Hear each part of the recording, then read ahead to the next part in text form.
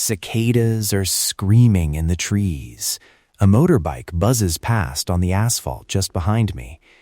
And then, suddenly, it's quiet. I've stepped off the modern highway and up onto a raised strip of reddish stone. On either side, rice fields shimmer with water and sky. In front of me, this old causeway runs like a spine across the landscape, and along its edges are broken naga balustrades, stone serpents, their heads missing, their bodies worn smooth by centuries of rain and wandering hands. A farmer leads an ox cart along the same line. Somewhere a dog barks, and for a moment you can almost hear the echo of elephants, the murmur of monks chanting, the creak of wooden wheels on stone. This is one of Cambodia's ancient royal roads. Welcome to Ancient Echoes, where we dive deep into the heart of Cambodian culture and history. I'm your host, James Bradley, and today we're trading city traffic for the long, dusty highways of the Khmer Empire. Think of this episode as a road trip, but instead of a GPS, we've got laterite blocks, naga railings, and a lot of very patient elephants. And I'm your co-host, Samnang Bradley. When people think about Angkor, they picture the towers, the bas-reliefs, the jungle. But the truth is, Angkor only makes sense if you follow the roads. These royal roads were like the circulatory system of the empire. They carried pilgrims, traders, messengers, and sacred power out from Angkor to the far edges of the kingdom, and then brought stories, offerings, and news back in. So today, we're walking those old paths together. We'll talk about where the royal roads went, how they were built, who used them, and why a simple stone bridge can still feel like a small temple. We've also got two fantastic guests with us. First up, joining us from Siem Reap, is an archaeologist who spends a lot of time squinting at maps, satellite images, and muddy fields. That is painfully accurate. Exactly! Dr. Lena is an Angkor archaeologist who specializes in ancient transport networks, roads, bridges, canals. Basically, if it moved people or ideas around the Khmer Empire, she studies it. Lena, thanks for joining us on Ancient Echoes. I'm really happy to be here. Any excuse to talk about old roads is a good day for me. And to make sure we don't get lost in the archives, we're also joined by Vanek, a heritage guide who leads countryside temple tours and grew up with these ruins in his backyard, sometimes literally. Vanek, welcome to Ancient Echoes. Thank you, James. Thank you, Samnang. It's an honor. For me, these roads are not just history. They're where I walked to school, where my grandparents told stories. So I'm excited to share a little of that today. Beautiful. All right, let's start big picture. Lena, when we say royal roads of the Khmer Empire, what are we actually talking about? Is this like one giant superhighway from Angkor, or more of a spiderweb? I love that image of a spiderweb. In some ways, it's both. So, imagine Angkor as the heart of the empire. From that heart, several major arteries stretch out in straight lines. One road heading northwest into what is now Thailand, another running east toward the Mekong, one south toward present-day Phnom Penh and the coast, and others to important provincial temples. These were not random tracks in the dust. They were planned, engineered routes, in some sections raised up, paved with laterite blocks, and punctuated with stone bridges, rest houses, and shrines. And these are the roads that would have connected Angkor Wat, Angkor Thom, all those big temples, to places like Preah Khan of Kampong Swai, Bang Mialia, even out toward the coast, right? Exactly. If you've heard names like Preah Khan of Kampong Swai or the Great Temple at Pham Mai in Thailand, they weren't just isolated monuments. They sat on these royal lines. And along those lines, you'd have had caravans of ox carts carrying rice and ceramics, royal messengers delivering orders, monks walking long distances for pilgrimage or study. The roads stitched together an enormous territory, politically, economically, and spiritually. I really like that you said spiritually, because we often think of roads as purely practical, get from point A to point B. But in the Khmer world, they're doing something more, right? They're ritual spaces, too. Yes, very much. In Cambodian language and in our stories, when people go on a journey to a temple, it's not just travel, it's merit, it's devotion. Even today, when villagers walk together to a pagoda for a festival, they chant, they joke, they share food along the way. The road becomes part of the ceremony. In the Angkor period, with all the rest houses and shrines along the royal roads, that idea was even stronger. So if we zoom out for a second for our listeners, when you hear royal roads, think of a whole system.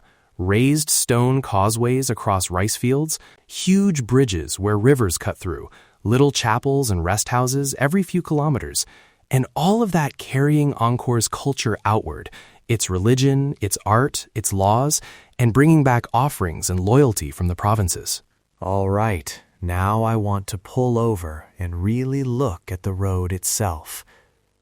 Lena, let's get our hands dirty. If we time-traveled back and watched the team building a royal road, what would we actually see? How do you turn soggy monsoon fields into something an elephant caravan can walk on without sinking? You'd see a lot of sweat, for one thing. First, they choose the line of the road very carefully, usually trying to go as straight as possible, but also respecting the terrain, rivers, old settlements, existing shrines. Then, to deal with the wet season, they raise the road. Workers would dig ditches along the sides and pile that earth into the center, creating a kind of embankment. On top of that, they'd lay blocks of laterite, which is this reddish, iron-rich stone you find under the soil in much of Cambodia. It's rough, but it drains well and holds together. So the classic image, this reddish-brown stripe, a little higher than the rice fields, sometimes just a gentle ridge, sometimes very clear, like a causeway. Yes, and then you have the bridges. These are really the stars of the show.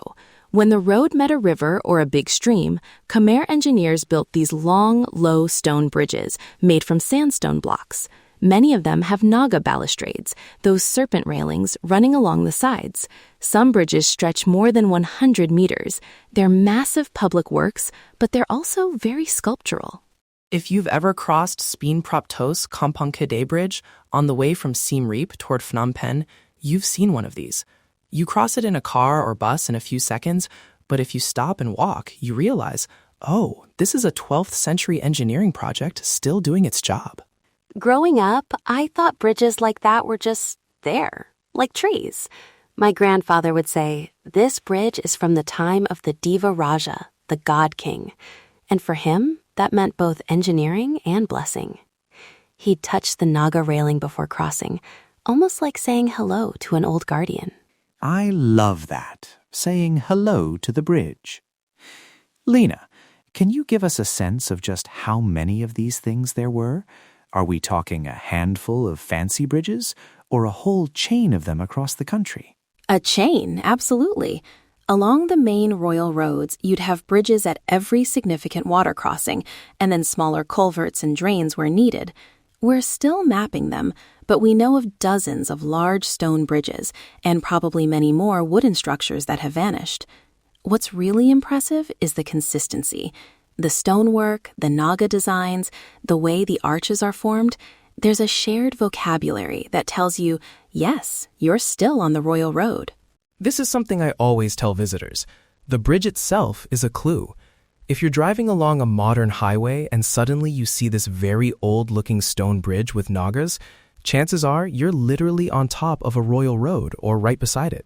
Okay, so we've built our road, we've got our laterite causeway, and our naga-guarded bridges. Now I want to fill it with life. Samnang, if we stood on one of these roads around, say, the 12th century and just watched for a day, who would we see passing by? You'd see an incredible mix. In the morning, maybe a group of monks in saffron robes walking quietly in single file, headed toward a distant temple. Behind them, villagers carrying baskets with offerings, rice, fruit, incense, chatting, kids running ahead, someone playing a small drum. Then, later in the day, you might see a caravan, ox carts piled with rice or salt or pottery, moving slowly, the drivers talking to each other to pass the time. On the side, a royal messenger on horseback, moving fast, everyone stepping off the road a little to let him pass. And don't forget the elephants.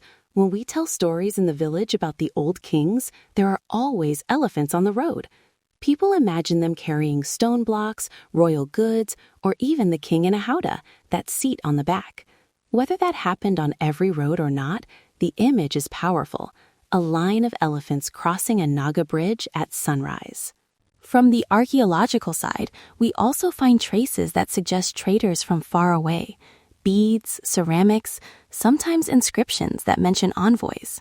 So you can imagine not just local farmers, but people from different parts of Southeast Asia, maybe even beyond, moving along sections of these routes. Languages mixing, goods changing hands in the shade of a little roadside shrine. I'm picturing this incredible soundtrack. Bells on the elephants, wooden wheels creaking, someone reciting a prayer under their breath, because the next bridge is rumored to be haunted. Haunted bridges, yes. You're already speaking like a Cambodian uncle. There are many stories about certain stretches of road where travelers had to be careful. Bandits, of course, but also spirits. Maybe a naga that didn't like to be crossed after dark, or a guardian spirit offended by someone's disrespect. So people would leave a little offering near a tree or a shrine before continuing. That's another way the journey became sacred. You're constantly negotiating with both the landscape and the unseen world. It's interesting because even now, if you drive through the countryside, you'll see tiny spirit houses or small shrines near bridges and junctions. A bit of incense, some flowers, maybe a can of soda or a banana left there. In a way, that's a living echo of how people related to these royal roads centuries ago. Let's talk about those little structures that turn a journey into something more than just a commute. Lena, we often hear the term firehouses or dharmasalas along the royal roads. What were those, and why do they matter? So, dharmasalas are a type of rest house tied to Buddhist merit-making. In inscriptions from the reign of King Jayavarman VII, we hear about a whole network of these buildings along the roads. They're often long, rectangular stone halls with a single narrow opening at one end. One theory is that they were called firehouses because travelers could light fires inside for warmth or cooking, or perhaps there was a symbolic association with sacred fire. So imagine, you've been walking all day. It's getting dark. Maybe it's starting to rain.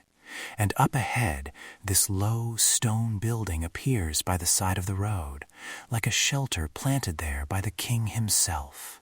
Yes, and many villages still have memories connected to these ruins.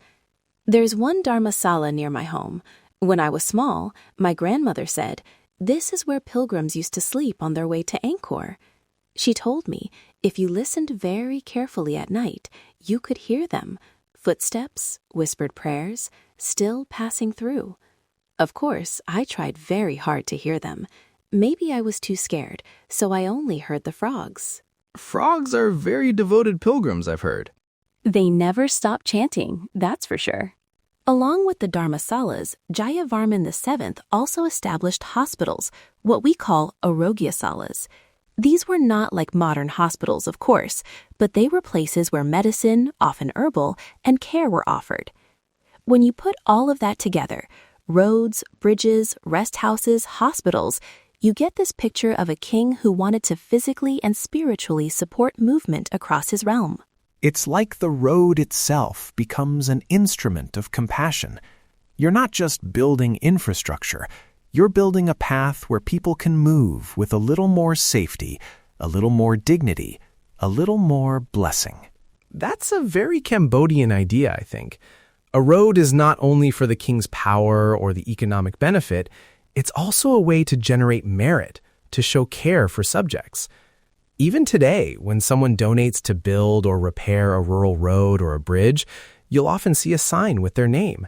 It's a public gift, but it also has a spiritual dimension. Now, for our listeners who are thinking, okay, this is all fascinating, but if I'm in Cambodia, how do I actually find these old roads without, accidentally walking into someone's rice field? Lena, how do you and your colleagues trace these routes today? Because a lot of them are subtle, right? They're not big tourist sites with ticket booths. Very subtle, yes. We use a mix of tools. From above, we look at satellite images and, where available, LiDAR data, which can show very faint linear features under vegetation, slight ridges, old embankments. Then we compare that with historical maps and inscriptions. On the ground, we follow hints, a sequence of old bridges, a raised path running dead straight between villages, or even the way rice fields align in long, narrow strips.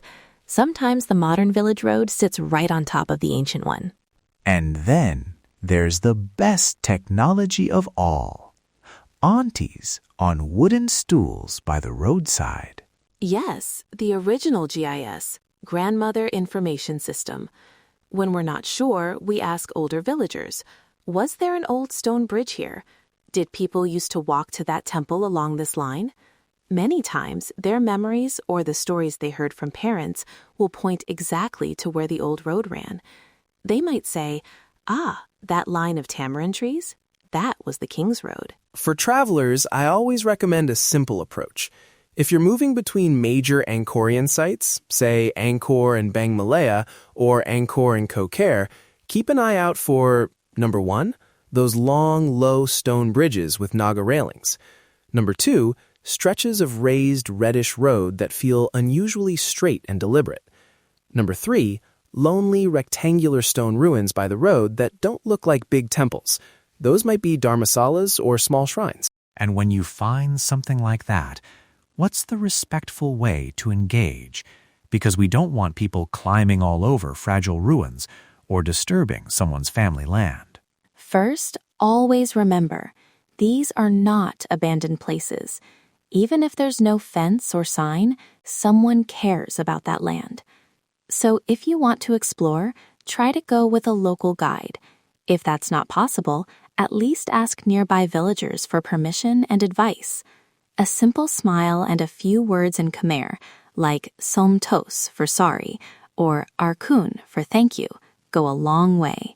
Take your time, walk gently, don't climb on fragile carvings, and if you see offerings or incense, treat them like you would in a temple, with respect. Maybe a quiet moment of reflection. And from the archaeological side, I'll add, don't take anything. Even a loose laterite block or a small shard of pottery is part of the story of that place. Your best souvenir is a photo, a sketch, or even just a really clear memory. I love the idea that your best souvenir is actually a story you can tell later. Speaking of stories, this is a good moment to bring our listeners into the journey. If you've traveled in Cambodia and you've crossed a strange old bridge or seen a mossy ruin by the highway and thought, what is that? We want to see it. Yes! Take a photo or even a screenshot from Google Maps or another map app where you've spotted a suspiciously straight line or an old bridge. Then share it on social media and tag us, and tag my YouTube channel as well.